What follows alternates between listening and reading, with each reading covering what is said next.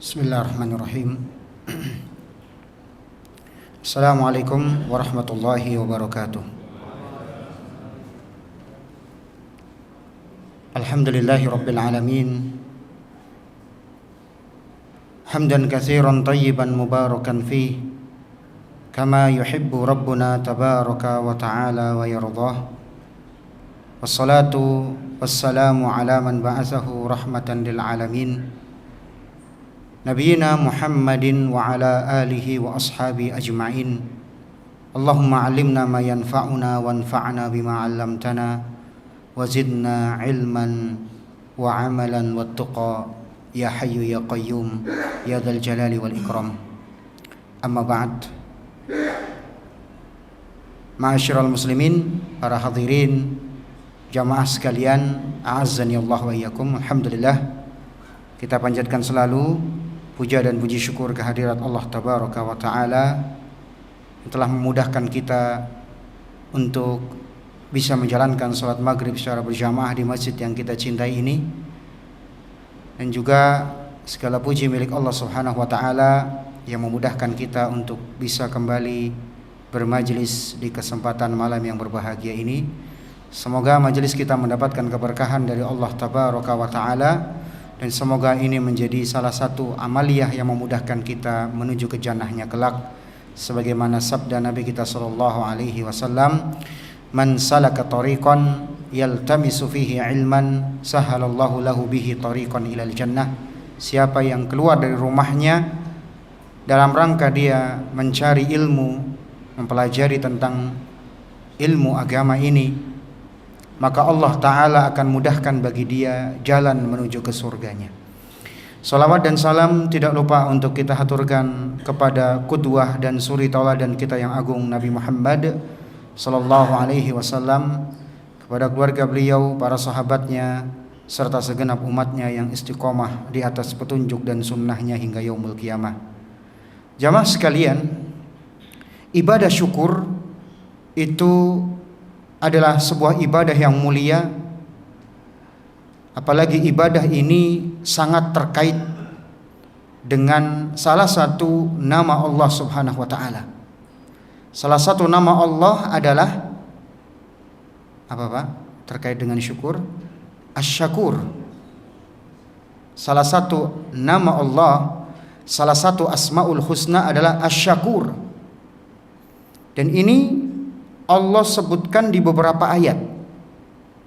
Salah satunya di surah Asy-Syura ayat 23. Allah berfirman, innallaha ghafurun syakur. Allah itu maha pengampun lagi maha mensyukuri. Apa itu syakur? Apa makna asy-syakur? Para ulama kita mengatakan asy-syakur adalah alladzi la yudhi'u ajra man ahsana amala. Asy-syakur artinya adalah zat yang tidak pernah menyia-nyiakan pahala bagi orang yang mau beramal. Ketika seorang beramal karena Allah, Allah tidak akan sia-siakan. Ini makna asy-syakur. Jadi Allah itu maha berterima kasih.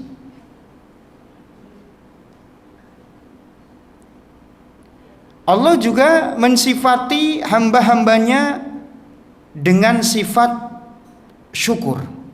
Di antaranya adalah para nabi dan para rasul.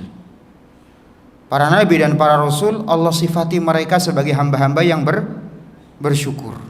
Banyak ayat menyebutkannya, di antaranya Nabi Nuh Allah sebutkan sebagai abdan syakura di surah Isra ayat ketiga.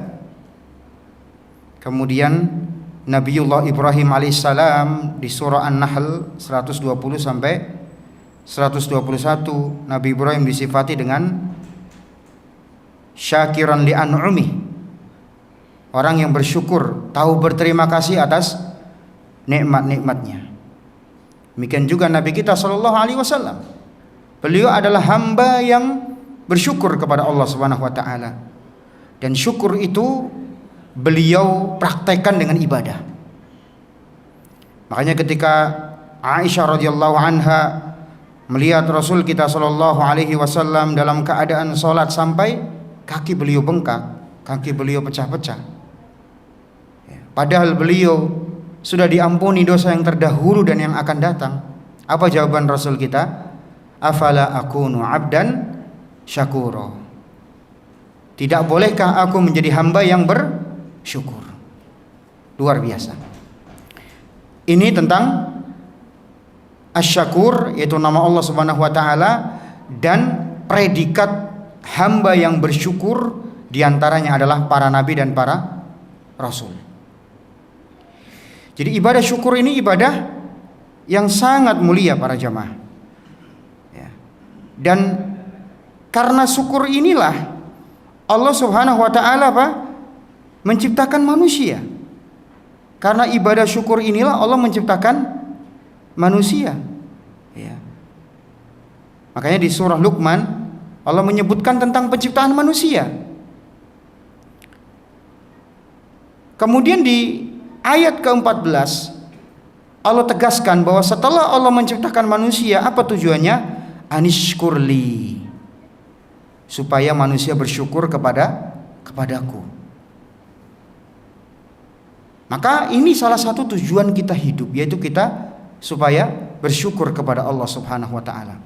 Makanya para ulama kita, jamaah sekalian, menyebutkan bahwa poros kehidupan itu 3. Yang kalau tidak ada pada diri seorang, maka dia tidak akan merasakan kebahagiaan. Dijamin hidup gak akan bahagia kalau tidak ada 3 poros ini dalam kehidupan. Apa yang pertama jamaah? Yang pertama, idza u'tiya syakar. Ketika dia mendapatkan nikmat, dia bersyukur. Wa idza ubtuliya sabar. Ketika diuji, dia sabar. Wa idza aznaba istaghfar. Ketika berbuat dosa, dia beristighfar kepada Allah. Dan ini kata para ulama kita, fa inna haula'is salas unwanus sa'adah. 3 poros inilah sumber kebahagiaan manusia. Sehingga kalau kita nggak bahagia Pak, coba cek 3 poros ini, apa ada yang kurang dari kita? Ustaz, saya udah sabar kok. Coba syukurnya. Mungkin saat diberi nikmat kurang bersyukur. Oh, saya syukur, alhamdulillah misalkan. Coba sabarnya. Oh, udah syukur dan sabar ya, coba istighfarnya kepada Allah, kurang nggak? Nah, 3 hal ini ketika terpenuhi, kebahagiaan akan terwujud. Nah, sekarang pembahasan kita pertama kali kita mulai dengan syukur dulu.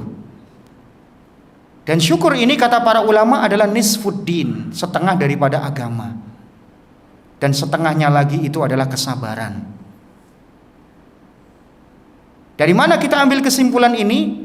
Bahwa setengah dari agama adalah syukur dan setengahnya adalah sabar. Dalam sebuah hadis jemaah yang sudah mungkin kita hafal bersama, sabda Nabi kita sallallahu alaihi wasallam, ajaban li amril mu'min. Sungguh menakjubkan urusan orang yang beriman. Jadi ini cuma berlaku buat orang beriman Pak. Kalau nggak beriman nggak masuk ke dalam tema ini. Makanya banyak orang-orang kafir tuh mati bunuh diri. Katanya negara mereka itu negara dengan indeks kemakmuran tertinggi. Katanya negara mereka itu negara dengan indeks kebahagiaan paling bahagia. Pertanyaannya, kenapa banyak dari mereka bunuh diri? Coba hitung Pak, peringkat pertama sampai peringkat ke-20, insya Allah kayaknya nggak ada deh negara dengan mayoritas Islam masuk ke dalam peringkat itu dengan kasus bunuh diri paling tinggi. Kasus bunuh diri paling tinggi di sebuah negara yang konon itu negara maju, indeks kekayaannya, kemakmurannya bagus, dan katanya negara dengan kebahagiaan yang paling bahagia katanya. Tapi kenapa banyak bunuh diri? Pertanyaannya. Kalau saya sering nggak percaya Pak sama yang namanya survei begituan. Karena kenyataannya lihat saja. Kasus bunuh diri banyak sekali terjadi. Dan itu menjadi kebiasaan di negara mereka. Makanya Nabi mengatakan, bahwa yang menakjubkan itu cuma orang beriman. Kalau nggak beriman ya seperti itu, dia nggak punya sandaran hidup. Sebab kalau mereka mau dikatakan syukur, ya syukur ke siapa? Mau dikatakan bersabar, sabar karena apa? Kan bingung juga. Tapi orang beriman luar biasa nih. Fa inna amrahu kullahu lahu khair, kata Nabi. Seluruh urusan orang beriman itu baik. In asabathu sarra'u syakara fakana khairan lah. Kalau mendapatkan kebahagiaan kemudian diiringi dengan syukur. Syukur kepada siapa? Kepada sang pemberi nikmat, yaitu Allah tabaraka wa taala, maka ini yang terbaik. Wa in asabathu dharra sabara fakana khairan lah. Ketika dia mendapatkan musibah kemudian mampu bersabar, maka itulah yang terbaik. Sekali lagi beliau tegaskan, walaisa dzalika li ahadin illa lil mu'min. Predikat semacam ini, prestasi semacam ini tak akan bisa didapat kecuali hanya orang yang beriman saja. Kalau kita mengaku beriman, Pak, kita pasti bahagia. Kenapa? Dari sisi manapun kita akan dapat pahala. Kalau mendapatkan nikmat syukur ya dapat pahala. Kalau pas lagi mendapatkan cobaan kemudian kita mampu sabar ya dapat pahala.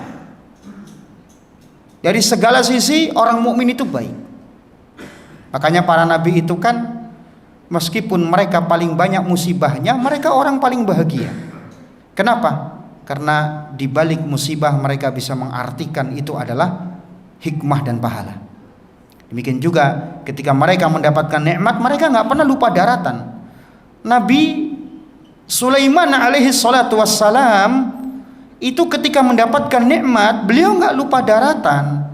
Padahal beliau memiliki kerajaan yang sepanjang sejarah tidak ada yang mampu menandingi kerajaan beliau. Beliau punya pasukan dari kalangan manusia, dari kalangan malaikat, dari jin, dari binatang, kendaraannya angin. Itu ditundukkan semuanya buat Nabi Sulaiman. Namun apa sikap Nabi Sulaiman? Jadi ketika Allah berbicara bahwa Sulaiman itu diberi banyak kenikmatan, kemudian juga diberi satu kenikmatan yang paling istimewa nih, yang jarang atau mungkin tidak ada ya, yang mendapatkan nikmat ini itu bisa memahami bahasa binatang. Sampai semut ngomong itu Nabi Sulaiman ngerti. Kira-kira apa kata Nabi Sulaiman ketika mendapat nikmat itu semua? Beliau mengatakan apa? Qala hadza min fadli rabbi. Semua ini adalah semata-mata karunia dari Allah. Lihat tuh bedanya dengan orang sekarang, Pak. Baru sukses dikit aja itu sudah apa? Oh ini karena usaha saya, oh ini karena ilmu saya, oh ini karena kehebatan tim saya. Baru berapa sih pendapatannya sebulan? Sehebat Nabi Sulaiman kah? Dengan kerajaan beliau yang begitu luar biasa. Sehebat apa timnya? Apa sehebat timnya Nabi Sulaiman? Nabi Sulaiman punya semua tim. Malaikat punya, manusia punya, jin punya, binatang punya. Oh bisa mengendarai kereta termahal di dunia. Dan Nabi Sulaiman mengendarai angin. Bisa nggak Anda mengendarai angin? Kalau itu saja sudah sombong, maka ini namanya nggak tahu daratan ya, lupa dia. Masih banyak yang lebih hebat daripada dia kalau cuman hebat-hebat. Masih banyak lebih kerja keras daripada dia. Masih banyak yang mungkin lebih hebat timnya daripada dia. Coba Nabi Sulaiman tidak banyak omong, Pak. Nabi Sulaiman hanya berucap, ini semua karunia dari Allah. Selesai. Jadi kita ya Pak ya, kalau ada orang nanya, kok bisa Pak ngumpulin kekayaan sebanyak ini, kok bisa Pak sukses ini? Pertama kali Pak kita jawab, semua hanya titipan dari Allah. Untuk mengujiku, apakah aku bersyukur atau tidak. Itu Nabi Sulaiman begitu tuh. Untuk mengujiku, apakah aku bersyukur atau tidak. Nah, seperti itu. Karena semuanya ujian jamaah sekalian. Nikmat juga ujian, bencana juga ujian. Nah nikmat itulah yang harus kita sikapi dengan syukur. Dan hamba yang bersyukur jamaah itu sedikit. Kata siapa Ustadz? Emang Ustadz udah survei? Emang Ustadz ngerti hati orang? Iya Pak, ngapain saya survei Pak? Al-Quran yang ngomong, Allah yang berfirman, Allah yang menciptakan sekian miliar manusia, Allah ngerti hati mereka. Kata Allah Ta'ala, wa qalilun min ibadiyas syakur, dan sedikit, amat sedikit hambaku yang mau bersyukur. Sedikit Pak, nggak banyak. Loh Ustadz, bukannya yang bilang alhamdulillah itu banyak? Nah ini nih, sekali lagi, banyak dari kaum muslimin rancu, nggak bisa membedakan antara syukur dan alhamdulillah. Jadi kalau ada orang mengucapkan alhamdulillah, berarti oh ini sudah bersyukur. Mohon maaf Pak, kalau cuma bilang alhamdulillah, banyak non muslim bisa mengucapkan alhamdulillah Pak. Itu nyata. Coba Pak, berapa kali kita ketemu orang-orang non muslim yang mereka ketika bercerita ya bilang alhamdulillah, semuanya nikmat dari Tuhan gitu ya, puji Tuhan dan seterusnya. Banyak Pak, mereka bisa bilang alhamdulillah, tapi apa mereka bersyukur? Nggak masuk, nggak masuk. Sebagian kita menganggap kalau sudah mengucapkan alhamdulillah berarti sudah bersyukur lah. Kalau begitu caranya, orang yang bersyukur banyak. Padahal Allah mengatakan apa? Wa qalilun min ibadiyas syakur. Amat sedikit hambaku yang mau bersyukur. Yang benar ya pasti Allah Pak, nggak mungkin manusia. Lah terus gimana saat itu yang bilang alhamdulillah Pak kita berani klaim mereka nggak bersyukur? Ya nggak, bukan hak kita Pak menghukumi orang ini bersyukur nggak bersyukur. Tapi maksudnya kita di sini adalah tidak setiap orang mengucapkan alhamdulillah berarti apa? Dia bersyukur. Sebab Pak, alhamdulillah itu kita ucapkan dalam segala hal. Baik kita mendapatkan nikmat maupun mendapatkan musibah. Itu pasti alhamdulillah, nggak boleh enggak. Tapi sebagian kita terkadang menganggap alhamdulillah itu kalau dapat nikmat doang. Padahal ketika mendapatkan musibah pun, di samping kita mengucapkan innalillahi wa inna ilaihi raji'un, kita juga mengucapkan apa? Alhamdulillah. Ini yang kurang Pak. Dulu pelajaran sekolah itu taunya kita kalau kena musibah bilang apa? Innalillahi wa inna ilaihi raji'un. Itu nggak salah, bener. Tapi ya ada tambahannya yaitu alhamdulillah. Jadinya Pak, banyak dari kita ketika kena musibah malah aneh kalau bilang alhamdulillah. Loh, kena musibah kok alhamdulillah? Padahal itu ajaran Nabi kita sallallahu alaihi wasallam. Ya.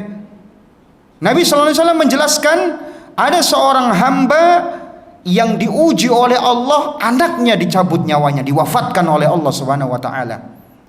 Maka Allah bertanya kepada malakul maut, apa yang diucapkan oleh hambaku ini tatkala kau cabut nyawa anaknya? Apa kata malakul maut? Hamidaka wastarja'ak. Hambamu mengucapkan alhamdulillah dan mengucapkan innalillahi wa inna ilaihi raji'un. Masya Allah. Jadi nggak cuma innalillah saja Pak, tapi juga alhamdulillah. Ya. Nah, ini terutama yang kena musibah ya Pak ya. Tapi kalau yang mendengar ya jangan Pak, nanti bisa salah paham ya. Nanti ada orang meninggal dunia kita bilang alhamdulillah, ini nanti salah paham orang Pak. Loh kok disyukurin orang mati? Enggak begitu juga. Ini yang mengucapkan ini Pak yang kena musibah. Kalau kita yang mendengar musibah ya cukup innalillah wa inna ilaihi raji'un. Nanti kalau kita bilang alhamdulillah juga ya disalahpahami nanti, loh ini gimana sih Ustadz kok malah disyukuri orang kena musibah. Jadi salah penempatan. Maksud saya yang kena musibah. Si A dia anaknya meninggal. Nah ini. Maka ketika dia meninggal anaknya mengucapkan alhamdulillah dan istirja, apa balasannya kata Allah? Ubnu lahu baitan fil jannah wasammuhu baital hamd. Bangunkan buat hambaku ini istana di surga dan namai istana itu dengan Baitul Hamdi, istana pujian. Kenapa? Karena ketika dia dapat musibah dia masih bisa mengucapkan alhamdulillah. Dan ini jarang banget Pak. Makanya Pak dibangun istana tuh di surga. Coba Pak, kalau kita tiba-tiba kecelakaan, jeder nabrak ya. Mudah-mudahan enggak ya. Tapi ini contoh Pak. Siapa di antara kita yang refleks alhamdulillah innalillahi wa inna ilaihi rajiun? Siapa Pak yang refleks itu? Kan jarang ya Pak.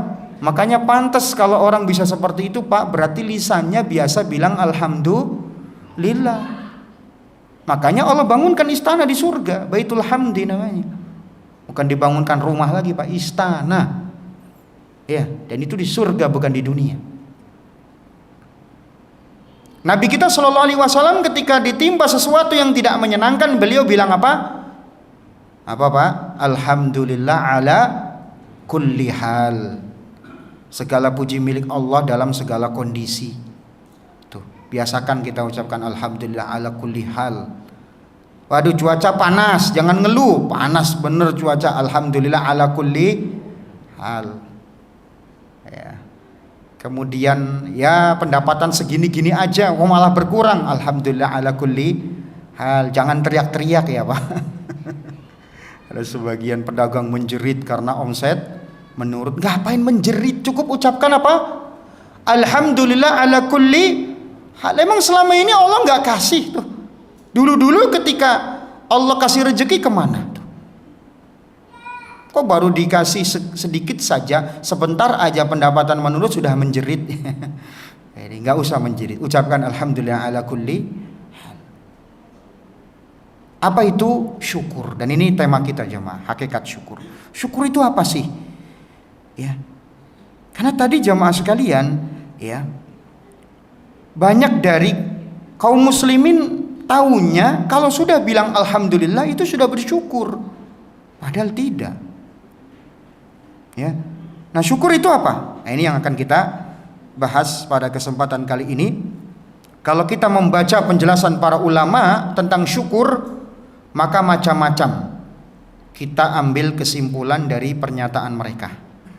Namun karena waktu kita terbatas, kita hanya ngambil intisarinya. Setelah kita komparasikan, kita kumpulkan pernyataan para ulama, maka syukur kita definisikan dengan pengakuan seorang hamba akan karunia Allah. Ada apa Pak? Ada unsur pengakuan. Kalau nggak ngaku itu dari Allah, berarti belum bersyukur. Ya seperti tadi Korun Pak. Lah ini kan karena usaha saya, ini kan karena ilmu saya, ini kan karena kehebatan tim saya. Berarti belum ngaku itu dari Allah. Atau gengsi mau ngomong ini dari Allah. Apa Pak? Syukur pengakuan seorang hamba akan karunia Allah dengan penuh ketulusan. Jadi dia tulus, dia ikhlas mengakui ini dari Allah. Gak ada beban dan gak ada gengsi.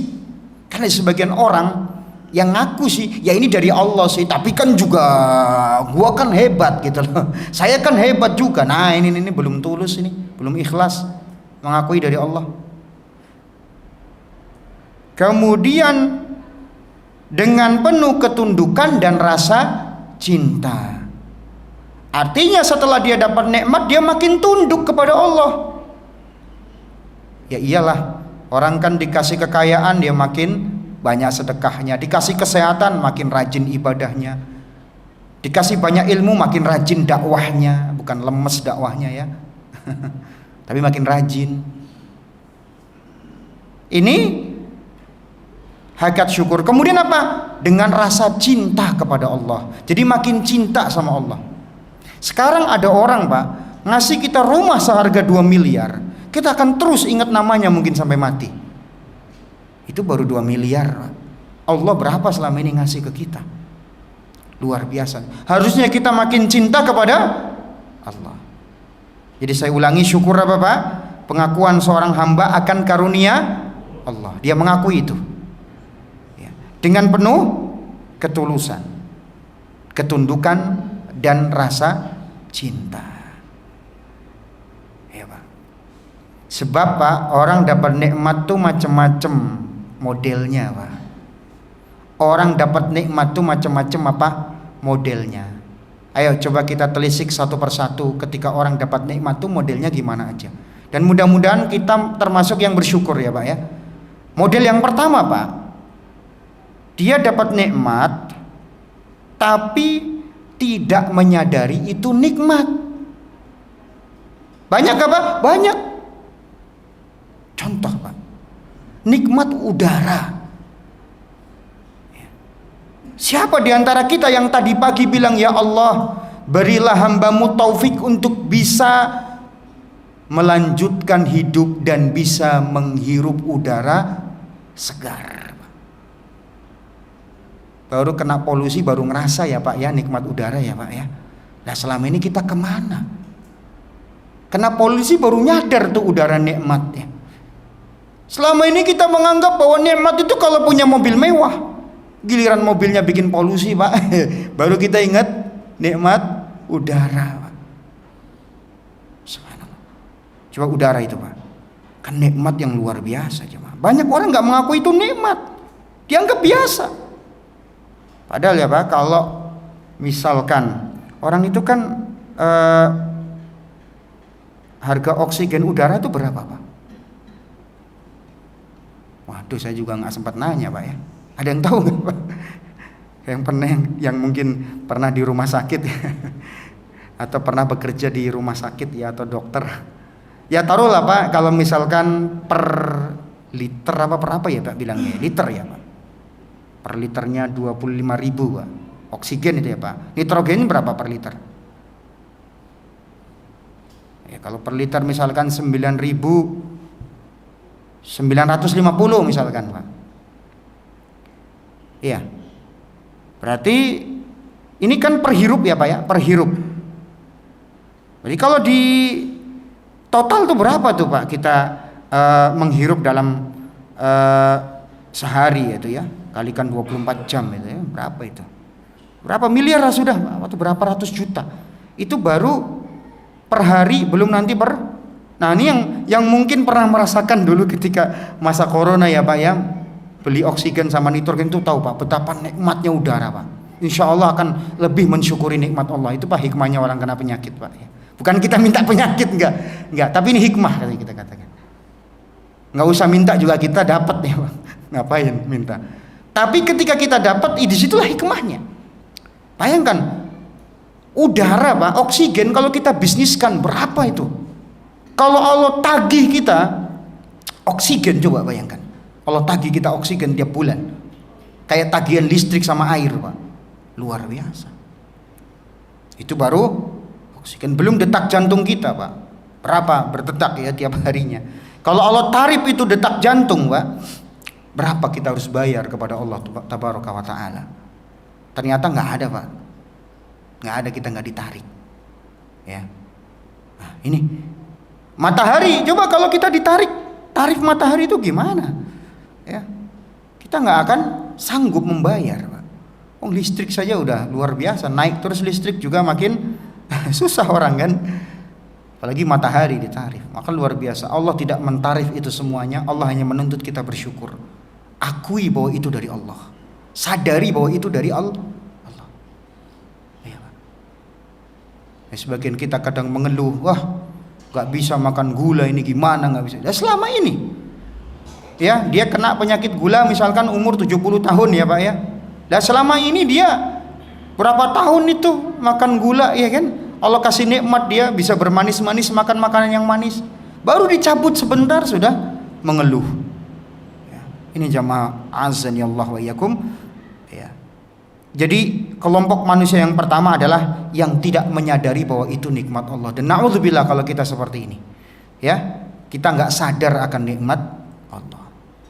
Ya makanya Pak ya, nikmat air putih Pak itu lebih nikmat Pak daripada mobil Ferrari Pak, Lamborghini, daripada gedungnya Donald Trump itu ya, Pak. Sekarang gini aja deh Pak, kita dikasih gedungnya Donald Trump, kita dikasih mobil Ferrari terbaru sama Lamborghini, tapi dengan syarat gak boleh minum air putih Pak. Tapi boleh minum yang lain, air kelapa boleh, cendol boleh Pak. Terus apa lagi? Minum es teler boleh, minum es degan boleh. Es yang lain boleh semua Pak. Es sirup boleh, tapi nggak boleh minum air putih. Ditukar pakai gedungnya Donald Trump sama mobil Lamborghini. Mau Pak? Saya yakin Bapak nggak mau. Berarti nikmat air putih Pak lebih nikmat daripada apa? Gedung-gedung, mobil-mobil mewah Pak. Buktinya kita nggak mau tukeran tuh. Tapi siapa di antara kita yang pagi tadi sudah mensyukuri nikmat Allah berupa minum, nikmat Allah berupa udara, dan seterusnya? Luar biasa. Yang ada Pak, kadang kita ngeluh yang nggak ada. Saya nggak punya ini, tetangga punya. Saya belum sempat renov rumah, tetangga udah renov.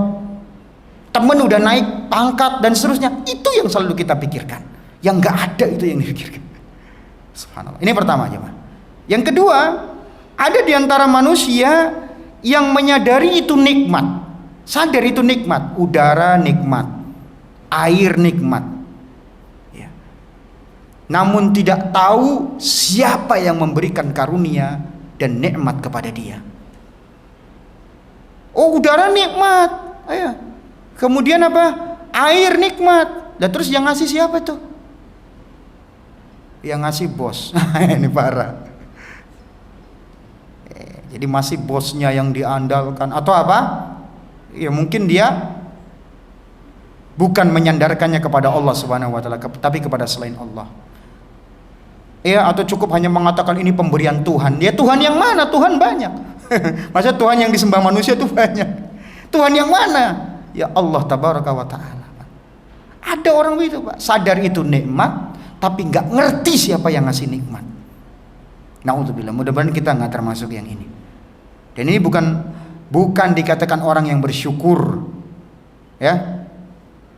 Masih menganggap bahwa selama ini dia bisa seperti itu karena gajinya, karena perusahaannya, karena bisnisnya, karena bosnya dan seterusnya. Nah, yang ketiga jemaah, orang yang menyadari itu nikmat, ya, kemudian tahu yang memberi karunia nikmat itu, maksudnya dia ngerti ini dari Allah gitu loh.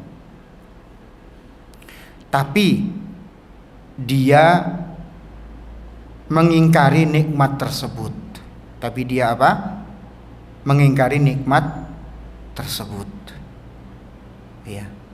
Contoh, kita berikan contoh tadi ya Pak ya. Ya dia sadar itu dari Allah. Tapi yang dia agung-agungkan, yang dia tinggi-tinggikan di hadapan manusia adalah ilmunya misalkan.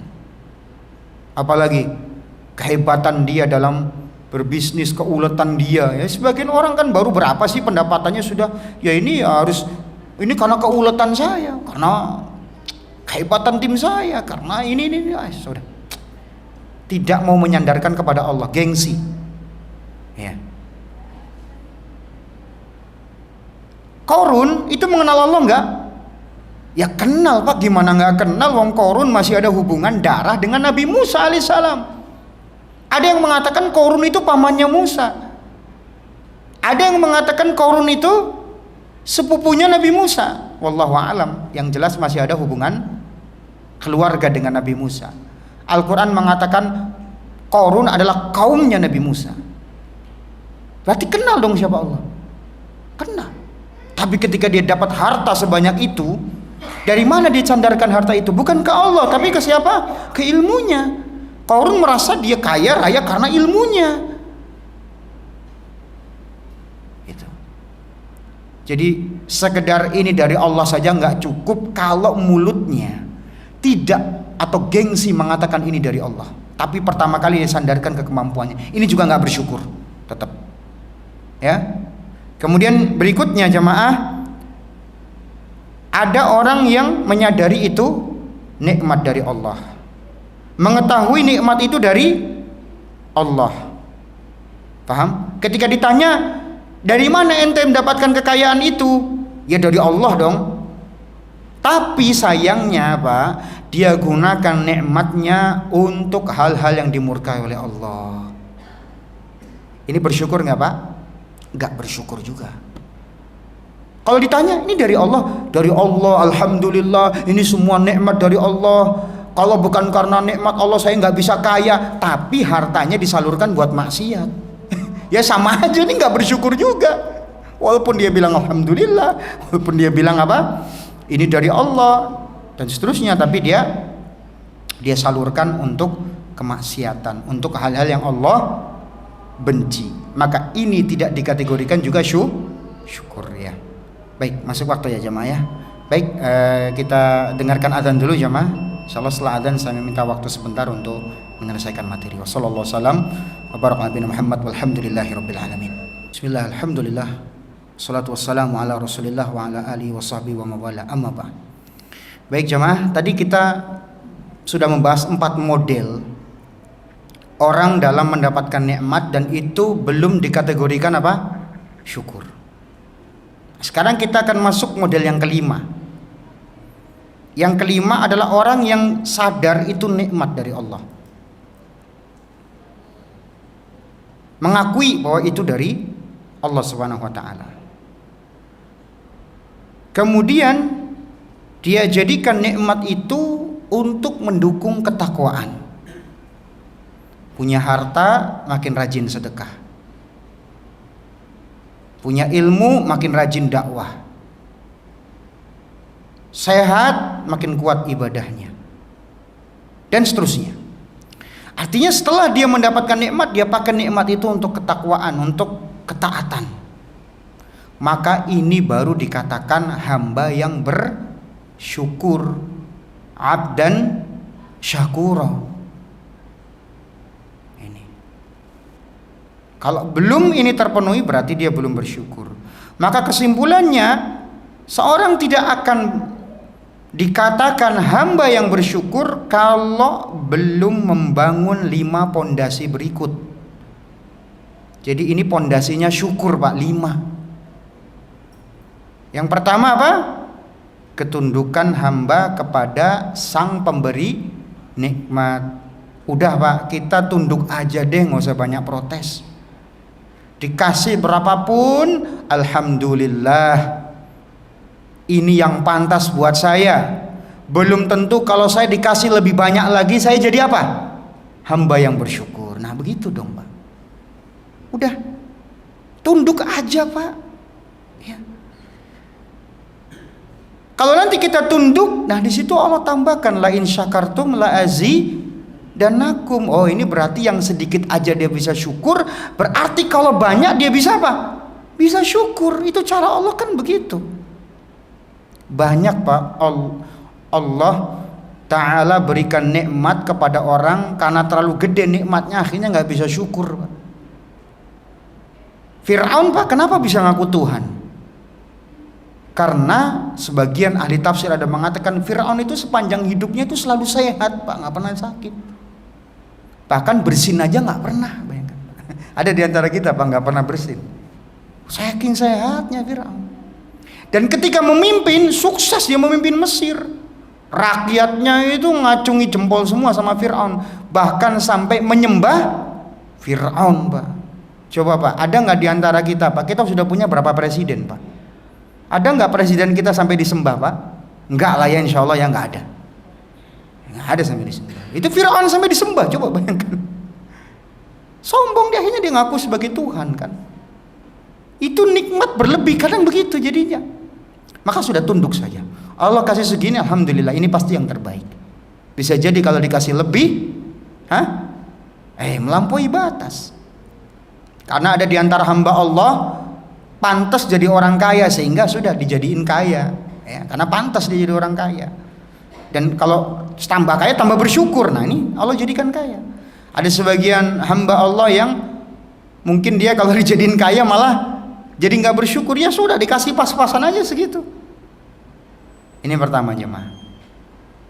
Pondasi pertama kita syukur adalah tunduk terhadap pemberian Allah, terima saja, ya, dan yakini itu yang terbaik buat kita. Yang kedua, pondasi kedua adalah kecintaan kepadanya. Jadi makin Allah kasih kita, makin kita cinta kepada Allah. Ketika kita makin cinta kepada Allah, disitulah apa? Disitulah kita bersyukur, ya. Kemudian yang ketiga, pengakuan atas karunia-Nya. Iya. Makanya diantara zikir pagi petang apa Pak kita baca? Allahumma inni as'aluka, atau gimana yang ini, abu'u laka bi ni'matika alayya wa abu'u laka bi dzanbi. Ya, ini potongannya salah satunya ya. Ya. Abu'u bi ni'matika, abu'u laka bi ni'matika alayya wa abu'u laka bi dzanbi. Akui bahwa ini semuanya nikmat darimu ya Allah. Adapun musibah-musibah ini semua karena dosa-dosaku. Nah, itu enak banget Pak kalau ngaku di hadapan Allah Pak. Makanya ini kita baca sebagai zikir pagi dan zikir petang. Jelas ya Pak ya? Nah, ini. Kemudian yang keempat, pondasi yang keempat adalah pujian terhadap Allah. Artinya kita banyak mengucapkan alhamdulillah. Makanya kan para nabi Pak disifati sebagai abdan syakura. Nah, yang unik Pak kalau saya membaca di kitab tafsir ya, itu tentang kisah Nabi Nuh Pak. Nabi Nuh kalau dipikir-pikir Pak, itu ujiannya kita nggak bakal kuat deh. Dakwah selama 950 tahun. Setiap dakwah diejek, dimaki, dibully, dinyinyir, semacam-macam lah. Sampai 950 tahun Pak. Kuat Nabi Nuh itu luar biasa. Digituin terus tiap hari. Ya. Ujian berat berikutnya beliau apa? Istrinya kafir ya Pak. Anaknya ikut-ikutan juga. Berat ujiannya. Tapi yang luar biasa, Allah mengatakan Nabi Nuh itu disifati dengan abdan syakura, bukan abdan sabura. Kenapa? Ternyata para ahli tafsir mengatakan Nabi Nuh itu setiap saat selalu memuji Allah. Gimana pun kondisinya beliau selalu mengucapkan alhamdulillah, alhamdulillah, alhamdulillah. Ya, kalau Rasul kita mengatakan alhamdulillah ala kulli hal. Kalau pakai baju, Nabi Nuh selalu mengucapkan alhamdulillah ya Allah. Kalau bukan karena nikmatmu aku nggak bisa pakai baju. Ya. Kalau beliau sehat, beliau mengucapkan alhamdulillah. Kalau bukan karena nikmatmu aku nggak bisa sehat. Begitu. Jadi setiap saat Nabi Nuh selalu bilang alhamdulillah. Ngakui bahwa itu dari Allah Subhanahu wa ta'ala. Ini pujian kepada Allah. Kemudian pondasi yang kelima, tidak menggunakan nikmat tersebut untuk hal-hal yang dibenci oleh Allah. Kadang-kadang kita lalai walaupun sedikit Pak. Seperti kuota Pak, itu kan nikmat dari Allah. Kita bisa menikmati kuota internet. Tapi ya itu tadi, kadang-kadang ya orang itu ada saja lalainya. Karena dunia maya juga banyak setannya Pak, nggak cuma dunia nyata doang. Kadang kita ngumpet-ngumpet, entah buka apa di situ kan, ya, entah kadang-kadang kita komen apa yang nggak pantas, nulis status apa yang nggak pantas dan seterusnya. Ya, ini nikmat yang tidak dipakai pada tempatnya dan semuanya akan dimintai pertanggung jawaban oleh Allah Subhanahu wa Ta'ala. Jadi seharusnya kita sadar bahwa ini nikmat, kemudian kita pergunakan pada tempatnya. Kita gunakan nikmat itu untuk menjalankan ketaatan kepada Allah Subhanahu wa Ta'ala. Dan nikmat secara umum jamaah itu ada dua macam. Yang pertama nikmat yang bersifat ukhrawi. Iya, nikmat kita dapat hidayah Islam, itu nikmat Pak. Bapak-bapak bisa jamaah maghrib sama isya di sini sampai bisa hadir majelis taklim Pak, itu nikmat Pak. Banyak orang Pak punya waktu, punya harta, tapi nggak bisa hadir di majelis taklim. Bayangkan. Makin kaya tapi jarang ke masjid. Dulu ketika kekayaannya biasa-biasa aja sering ke masjid. Tapi ketika tambah kaya malah tambah jarang ke masjid Pak. Sibuk Pak. Kita ini bersyukur banget Pak. Kalau kita anggap nikmat itu cuma duniawi Pak, salah Pak. Nikmat ukhrawi itu lebih nikmat daripada duniawi. Nikmat Islam dan seterusnya Pak. Banyak orang-orang kaya raya Pak itu nggak beragama Islam Pak. Maka kita bersyukur banget Pak kalau diberi hidayah masuk Islam. Dan masuk Islam itu bukan karena kecerdasan kita Pak. Kalau main cerdas-cerdasan, orang-orang Jepang lebih cerdas daripada IQ kita Pak. Orang-orang Eropa mungkin lebih cerdas IQ-nya daripada kita. Tapi kenapa banyak dari mereka nggak dapat hidayah Islam? Karena Allah memilih siapa yang Allah kehendaki, Pak. Yahdi may yasha'u ila siratim mustaqim. Allah memilih hidayah kepada siapa yang Allah kehendaki. Gak ada kaitannya dengan kecerdasan, gak ada kaitannya dengan kehebatan apapun, Pak. Hidayah dari Allah. Alhamdulillah, Allah jadikan bangsa Indonesia ini dipilih mayoritasnya Muslim dan mayoritas bahkan termasuk penduduk Islam terbesar di dunia. Ini hidayah, Pak. Hidayah Islam. Karena banyak orang nggak dapat ini, harta banyak, kesehatan dapat, hidayah Islam nggak dapat. Maka alangkah ruginya kalau kita bersyukur itu cuma syukur dalam nikmat dunia. Coba kita berapa kali, Pak, mensyukuri, alhamdulillah ya Allah, segala puji milikmu karena aku masih beragama Islam sampai sekarang. Pernah nggak kita kayak gitu? Segala puji ya Allah milikmu, aku masih bisa sholat berjamaah sekarang.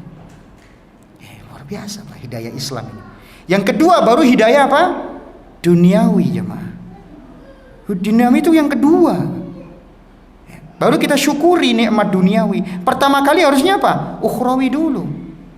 Duniawi itu tadi, Pak, ya harta, ya keturunan, ya kesehatan dan seterusnya, itu duniawi. Seharusnya yang paling pertama untuk menjadi perhatian syukur kita adalah nikmat apa, jemaah? Nikmat ukhrawi. Sempatkan, Pak, setiap kita bangun kita baca doa alhamdulillahilladzi ahyana ba'da ma amatana dan seterusnya. Ya, wallahu taala alam bisawab. Sampai di sini para jamaah sekalian, majelis taklim kita kurang lebihnya kami mohon maaf, dan kita akhiri majelis kita dengan doa kafaratul majelis. Subhanakallahumma bihamdika asyhadu an la ilaha illa anta astaghfiruka wa atubu ilaik. Assalamualaikum warahmatullahi wabarakatuh.